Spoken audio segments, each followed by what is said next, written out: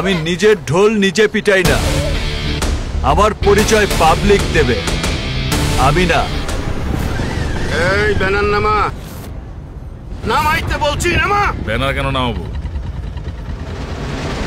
তোরে ব্যানার নামাইতে গেছি, নামাবি। আমরা আদেশ দিই, কৈফিয়ত দি না। নামা নামা। আপনার আদেশ দেওয়ার কে? এই হাটটা আমার, এবছর আমি যারা নিয়েছি। গত 12 বছর ধরে এই হাট চালাইতেছি আমরা। বলতে পারেন এটা আমাদের বাবার হাট। আপনার ইজারা আপনি বালিশের নিচে নিয়ে ঘুমান। জান মিয়া, আরে এটা কি মগের মুল্লুক নেই? ঠিকই কইছস, এটা মগের মুল্লুক না, এটা মাসুদের মুল্লুক। তোর এই যে আত্মাগুলো ঠিকঠাক আছে না, এইটা নিয়ে তোর মার কাছে জায়গা। আর যদি না যাস, তোর এমন পিটান পিটামু, পিটাইয়া এই গরুর হাটে তোরে গরুর লগে উঠামু। ও আচ্ছা, আমি এখান থেকে এক পাও নড়বো না। দেখি আপনারা কি করে এই হাটের দখল নেন। আমাবি না, আমাবি না। এই চিন্তা করবা না।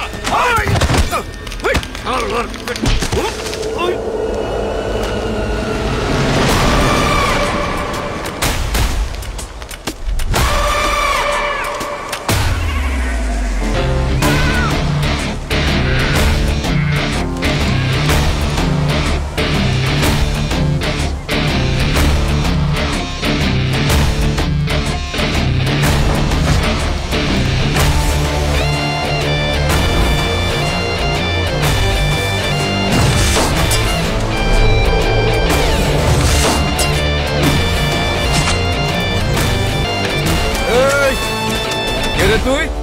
আমি নিজের ঢোল নিজে পিটাই না, আমার পরিচয় পাবলিক দেবে, আমি না। শোন, ওর নাম সুমন, এই ইজারাদার সুজনের ছোট ভাই।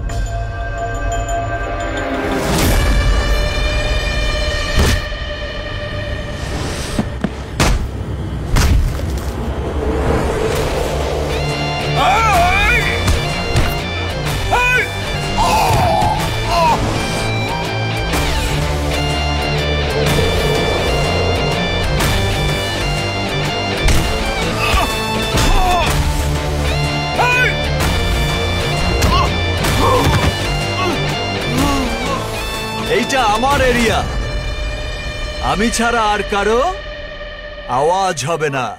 সুমন, দরজা খোল। সুমন, সুমন। আরে খুলতেছি।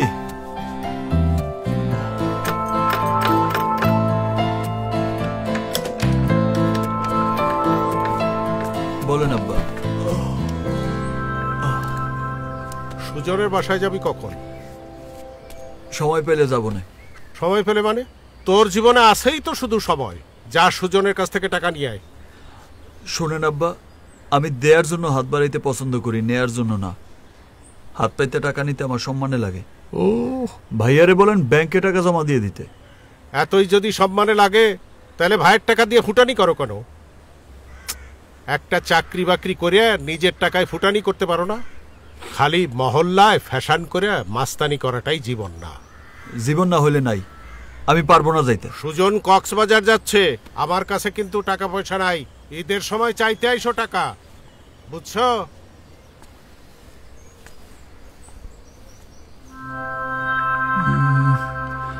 ভাইয়া এই সময় কক্সবাজার যাচ্ছে কেন?